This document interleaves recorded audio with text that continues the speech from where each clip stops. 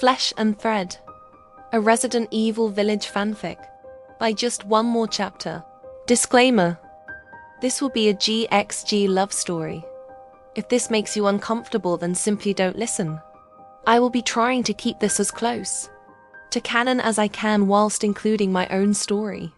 With that being said, I do not own any of the canon characters featuring in this story, only my OC. This will be taking place a few years before the events of Resident Evil 8, so please enjoy. Chapter 3: Path of Fear. The mist seemed to thicken with every step Jane took, curling around her like a living thing, choking out what little light remained. The path ahead twisted and turned, veiled by the fog, leading her deeper into the unknown. She had no idea where it would end or how far she had already walked, but her legs burned from exhaustion, and the cold gnawed at her bones. The further she ventured, the more isolated she felt. The dolls, they were still there, hanging from the trees, their porcelain faces unervingly perfect in their frozen expressions. Their glassy eyes seemed to follow her every movement, swaying slightly with the wind, their bodies limp and lifeless. Some were children's dolls, others larger, dressed in old-fashioned clothing, and all had the same blank, eerie stare. She couldn't shake the feeling that they were watching her, that they were waiting for her. "It's just the wind," she told herself, though the words sounded hollow even in her own mind. "It's just the wind." But as the minutes turned to hours, or what felt like hours, Jane began to wonder if she was hallucinating. Had the mist been there all along? Or was it being conjured by something else? Was this place even real? The chill in the air, the unnatural silence, the overwhelming sense of dread pressing in on her. It was as if the world itself was holding its breath. The path grew more uneven, the ground beneath her feet crumbling into something far less stable. Her mind was foggy from the fall, the cut on her forehead stinging as the blood dried. But she couldn't stop. She had to find a way out. And then, through the dense fog ahead, she saw it. A grave.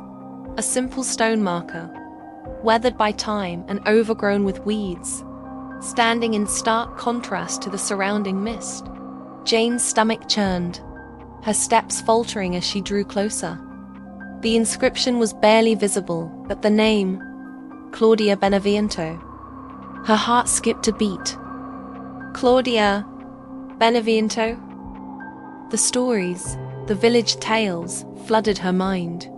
Whispered conversations she'd overheard in the markets, hushed voices murmuring about the Beneviento estate, the place where no one ever returned from.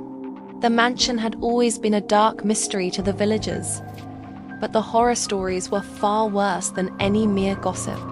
People who wandered near the estate were said to vanish, never to be seen again, leaving behind nothing but questions and dread. But the name Claudia Beneviento sounded even more ominous now. Was she related to Donna Beneviento, the twisted woman whose family was rumored to have made pacts with dark forces, whose eerie presence hung over the estate like a shadow? The rumors about Donna were enough to send chills down anyone's spine. Stories of things that should never have been, of haunting whispers, of dolls coming to life. Jane's skin prickled at the thought. She felt her legs tremble beneath her, her throat tightening with fear. She took a step back, suddenly unsure of where she was, her eyes darting around the mist-filled valley, as if expecting the ground to swallow her whole. The grave didn't belong here in this strange place, and neither did the Beneviento name. It didn't make sense. The stories from the village, the rumors about the estate, none of it added up. Her pulse quickened, and she swallowed the lump in her throat. The fog felt thicker now, the weight of the air growing heavier with each passing second. Her heart hammered in her chest. "I need to get out of here, but which way?" She turned in a circle, trying to steady her breath, but the path seemed to lead nowhere. The trees were dense and twisted, their gnarled branches reaching out like fingers, the dolls still swaying eerily from the branches above. There was no sign of the lichens, no sign of anything but the heavy fog and the oppressive silence. She was trapped. Just as panic began to claw at her chest, her eyes caught something she hadn't noticed before. A lift, hidden in the mist, half buried by snow and overgrown with vines. A rusted metal lift towered like an ominous structure from a forgotten time. The lift's cables were frayed, the wooden platform looking weathered and worn, as if it hadn't been used in years. It stood there in the eerie silence, a strange relic in the middle of nowhere. This is the only way out. The only way I might find someone who can help. But at the same time, the unease in her chest grew, like an invisible hand clutching at her, warning her to turn around, to leave before it was too late. I don't want to go down there. Her feet felt as if they were rooted to the ground, and her mind screamed to run, to get away from whatever this place was. But something deep inside her pushed her forward. The whispers, faint, but there, she could hear them now, soft and unintelligible, coming from the direction of the lift, as if the wind itself was trying to beckon her closer. The whispers seemed to wrap around her like a delicate thread, winding its way into her mind, pulling her in. It's calling me. Without fully understanding why, she stepped closer to the lift. The metal creaked under her weight as she approached, and the soft, haunting whispers grew louder. Her heart raced, but there was something about the sound, the cadence, the subtle urgency that made her feel like she had no choice but to follow it. The lift seemed to beckon her like a strange, ancient invitation, and before she could think twice, she stepped onto the rickety wooden platform. She gripped the rusted chains as they slowly began to creak, and the lift began to move. Her breath quickened, her eyes darting nervously as the lift descended, the mist swirling around her. The fog grew denser the lower she went, and soon the sky above was nothing more than an indistinct blur. Her stomach churned as she was carried lower into the unknown, unsure of where she was heading. But the whispers in the air, though distant, seemed to guide her. What am I doing? But no matter how much her instincts screamed at her to turn back, she couldn't. The pull of the whispers was too strong, and in that moment Jane knew she was headed towards something she couldn't escape. The lift continued its slow, eerie descent. The lift creaked and groaned, the eerie, muffled whispers in the air growing louder, more insistent. Jane's breath was shallow, her hands trembling as she gripped the rusted chains tightly.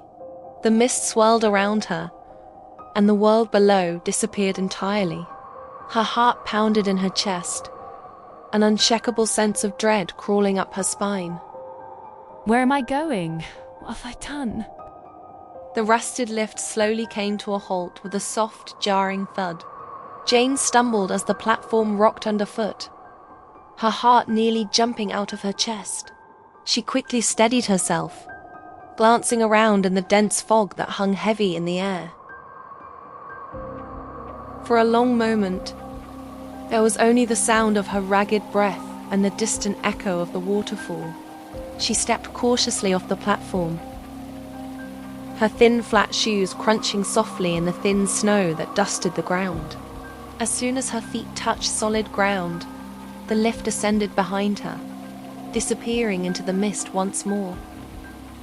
She was standing at the edge of something vast, something ominous. She could feel it. The air was thick, heavy with an unsettling stillness that pressed down on her chest. She squinted into the fog, trying to make sense of her surroundings. Her eyes widened as the mist began to clear, revealing what lay before her. The Beneviento mansion. It loomed ahead, a sprawling, decrepit estate, its crumbling wooden walls covered with creeping vines. The structure was massive, more a fortress than a house, with towering spires and long, jagged windows like eyes staring out into the emptiness. There was something ancient about the mansion, as if it had been forgotten by time itself, lost to the world and left to rot in silence. The house seemed to breathe, its oppressive presence pressing in on her, as she stared at it in fear and awe.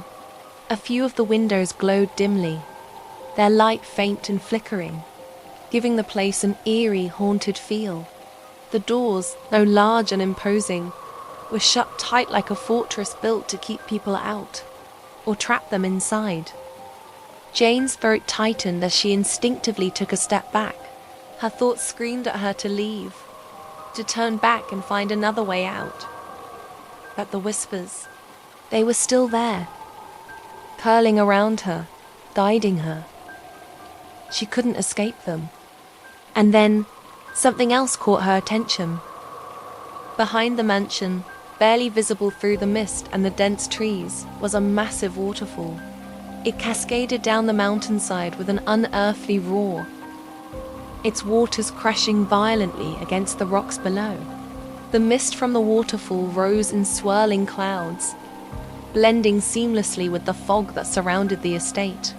The sound of the water crashing echoed through the valley, deafening yet strangely calming. The sight was beautiful in a haunting sort of way. The contrast between the dark, decaying mansion and the raw, wild power of the waterfall left her speechless. It was like the estate existed at the edge of two worlds, one of nature's untamed beauty, and the other of human decay, forgotten and abandoned. This place, it's not real. It can't be. She turned away from the mansion, her heart hammering in her chest, wanting to flee. But there was nowhere to go. The path she had followed through the mist had led her here, to this strange, cursed place, and it seemed there was no way back. The whispers grew louder, now almost a soft hum in the air. The sound of the waterfall became a constant presence, a distant, rumbling force that filled her ears. There was no escaping the pull. It was as if the mansion itself was calling her, the very walls of the estate conspiring to draw her in. With a tremor in her voice, Jane whispered to herself, I have to leave. I can't stay here. But the whispers, they didn't stop. They seemed to wrap around her, coaxing her forward, urging her to come closer. She could almost hear words in the wind, muffled by the sound of the rushing water, the faintest suggestion of a voice sweet, calm, familiar beckoning her to come inside. Her legs moved against her will, her feet stepping forward one after another. The cold air nipped at her skin, but it was nothing compared to the coldness that gripped her heart. The mansion loomed before her like some ancient beast, its shadow stretching over her as she got closer. She didn't want to go any further. Every instinct screamed at her to run, to flee into the mist, back to the safety of the forest. But it was too late. The whispers had grown so loud now, and the sight of the mansion, with its decaying beauty and eerie glow, pulled at something deep within her, something she didn't understand. Before she could stop herself, she found herself standing at the large, dark wooden doors. They were ajar just slightly, as if someone had been waiting for her. A chill ran down her spine and she hesitated, taking a step back. But the whispers didn't let up. They didn't stop. They were louder now, more insistent, filling the air, filling her thoughts. Come inside. Come inside. Without another thought, Jane's trembling hand reached forward, pushing the door open just enough to step inside. The moment she did, a wave of cold air washed over her, colder than anything she had ever felt before. The mansion's interior stretched out before her, dark and foreboding, its air thick with the scent of decay. The faint flicker of candlelight illuminated the entryway, revealing a grand staircase that curled upward, leading into the unknown. A strange sense of dread flooded her chest, but there was also something else, something that felt oddly comforting, as though the house itself welcomed her. And yet, she could feel the weight of unseen eyes upon her, watching from the shadows. She was no longer alone. The door creaked shut behind her.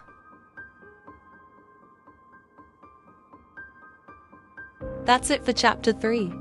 Thank you so much for listening. I really hope you're enjoying the story so far. If you are, make sure to like the video and subscribe for future chapters. I'd love to hear what you think in the comments, and I'll see you in the next one.